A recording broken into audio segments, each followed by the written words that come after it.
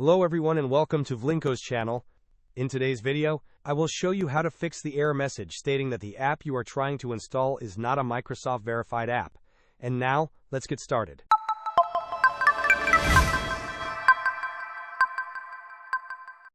This error message appears when you attempt to install an application, and your Windows system is configured to only accept applications from the Microsoft Store. To resolve this issue, begin by right-clicking on the Start button and then selecting Settings. Once you are in the Settings window, click on Apps on the left-hand side. On the right-hand side, you will find an option labeled Advanced App Settings. Within Advanced App Settings, locate the option that says Choose Where to Get Apps. If this option is set to the Microsoft Store Only Recommended, you will encounter this error message. To prevent this pop-up, you can select any of the other available options. In my own setup, I have chosen Anywhere to allow the installation of apps from any source. However, for a safer approach, if you prefer to receive a prompt before installation, I recommend selecting the Microsoft Store Only Recommended.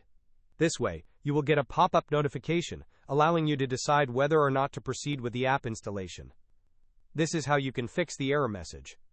Hope this was helpful. Do not forget to like and subscribe if you enjoyed. As always, thanks for watching, and I will see you in the next video.